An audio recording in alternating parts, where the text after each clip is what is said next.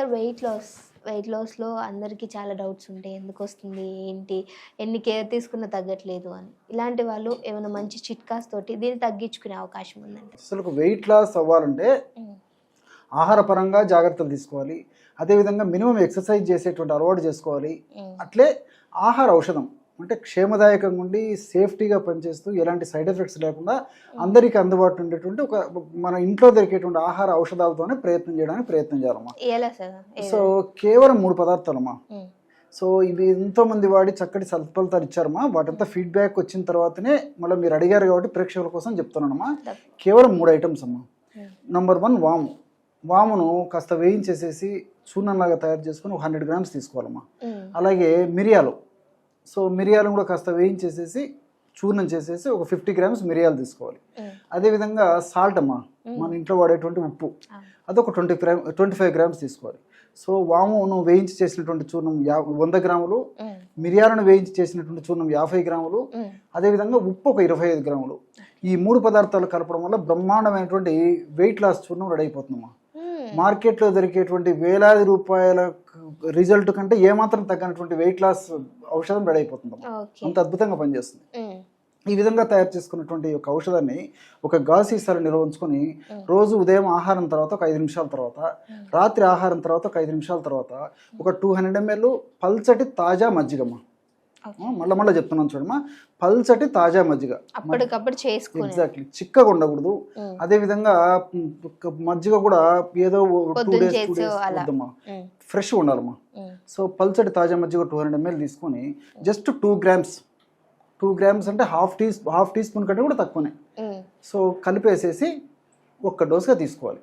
అట్లా ఉదయం ఆహారం తర్వాత ఒకసారి, రాత్రి ఆహారం తర్వాత ఒకసారి రెగ్యులర్గా ఈ పద్ధతిలో ఈ యొక్క ఔషధాన్ని వాడుకోవడం వల్ల క్రమంగా దేహంలో ఏ భాగంలో కొవ్వు కణాల్లో ఎక్కువగా కొవ్వు సంచితమైనప్పటికీ ఆ కొవ్వు అంతా కరగడం మొదలవుతుందమ్మా. వీటన్నిటితోడు మెటబాలిజాన్ని వేగవంతం చేస్తుంది. ఎప్పుడైతే మెటబాలిజం వేగవంతం అవుతుందో అప్పుడు న్యాచురల్గా ఫ్యాట్ బర్న్ అయిపోయి త్వరగా ఫ్యాట్ కరిగేదానికి అవకాశం ఏర్పడుతుంది. సో ఈ విధంగా మల్టిపుల్ బెనిఫిట్స్ ఈ వామ్ వల్ల ఉంటాయమ్మా. అట్లే మిరియాలలో పెప్పరిన్ అనేటువంటి ఆల్కలాయిడ్ ఉందమ్మా. సో ఈ పెప్పరిన్ అనేటువంటి ఈ యొక్క ఆల్కలాయిడ్ మిరియాలు ఉండడం వల్ల ఈ యొక్క ఆల్కలాయిడ్ ప్రభావం చేత ఇది కూడా మెటబాలిజాన్ని చాలా వేగవంతం చేస్తుంది. సో సర్వసాధారణంగా వెయిట్ ఉన్నటువంటి వాళ్ళలో మెటబాలిజం చాలా మందకొడిగా, స్తబ్దుగా, చాలా స్లోగా ఉంటుందమ్మా. దీనివల్లనే వెయిట్ మరీ పెరిగిపోతుంటారు. ఎప్పుడైతే జీవనక్రియలు వేగవంతం అవుతాయో జీవనక్రియల్లో భాగంగా వేగవంతమైనటువంటి ఆ యొక్క దశలో క్రియలో భాగంగా సో ఈ యొక్క ఇది కూడా పెరిగిపోతుంది. మెటబాలిక్ రేట్ పెరుగుతుంది. సో మెటబాలిక్ రేట్ ఎప్పుడైతే పెరిగిపోతుందో అప్పుడు ఈ యొక్క ఫ్యాట్ కరగడం మొదలైపోతుంది. సో ఇంకోటి అంటే ఈ యొక్క ఈ పెప్పరిన్ అనేటువంటి ఆల్కలాయిడ్ యొక్క మరొక సుగుణం ఏంటంటే రక్తనాళాలను వ్యాకోచపరిచేసేసి సర్వసాధారణంగా ఈ వెయిట్ ఉన్నటువంటి వాళ్ళలో రక్తనాళాలు సంకోచ వ్యాకోచాలు సరిగ్గా ఉండడం చేత భవిష్యత్తులో బీపీ లాంటి జబ్బులు కూడా వచ్చేటువంటి అవకాశం ఉంది. అదే రక్తనాళాలకు సంబంధించిన జబ్బులు వచ్చేటువంటి అవకాశం ఉంటుంది. కాబట్టి రక్తనాళాలను వ్యాకోచింపజేసేసి రక్త సరఫరా సజావుగా ఈ కణాలకు కణజాలాలకు జరిగేట్లు చేసేస్తున్నాము. సో మిరియాలో ఉన్నటువంటి పెప్పరిన్ యొక్క గుణం అదనమాట. సో దానివల్ల ఏంటంటే మరి రక్తనాళాలు సంకోచ వ్యాకోచాలు బాగా జరగడం వల్ల రక్త సరఫరా బాగా జరగడం వల్ల ఈ యొక్క ఫ్యాట్ కణాలకు కూడా రక్త సరఫరా బాగా జరిగి మంచి ఆక్సిజన్ జరిగి మంచి పోషకాలు అక్కడ అందేసి అక్కడ తయారైనటువంటి చెడు పదార్థాలను బయటకు వచ్చేదానికి అవకాశం ఏర్పడుతుంది. దీనికి తోడు ఉప్పు శత్రువు అని చెప్పేసి చెప్తుంటారమ్మా. కానీ అది మిత్రువు కూడా అని చెప్పుకోవచ్చు. ఎగ్జాక్ట్లీ తగిన ప్రమాణంలో, మోతాదు ప్రమాణంలో, ఎంత అవసరమో అంత ప్రమాణంలో వాడుకోవడం వల్ల ఉప్పు మనకు మేలే చేస్తుంది. కానీ ఉప్పును మన పరిమితికి మించి అవసరానికి మించి ఎక్కువ వాడుకోవడం వల్ల అనేక అనర్థాలకు దారితీస్తుంది.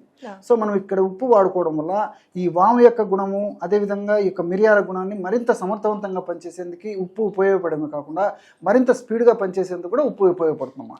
సో మల్టిపుల్ బెనిఫిట్స్ ఈ యొక్క ప్రక్రియ యొక్క ఫార్ములా ఉన్నాయి. కాబట్టి ఈ యొక్క ఔషధాన్ని దీర్ఘకాలం పాటు వాడినప్పటికీ అన్ని మనకు సైడ్ బెనిఫిట్స్ ఉంటాయి కానీ ఎలాంటి సైడ్ ఎఫెక్ట్స్ ఉండవమ్మా.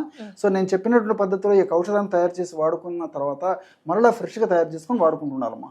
అంతేగాని నేను ఏదో 4-5 మాసాలకు ఒకటేసారి తయారు చేసుకొని వాడుకుంటానంటే వీలు పడదమ్మా. సో ఔషధ గుణం తగ్గిపోతాయి. కాబట్టి ఇలాంటి ఔషధాలని ఎంత ఫ్రెష్గా తయారు చేసుకుని వాడుకుంటే అంత రిజల్ట్స్ బాగుంటాయమ్మా. Thank you so much sir, చాలా మంచి ఇన్ఫర్మేషన్. నమస్తే.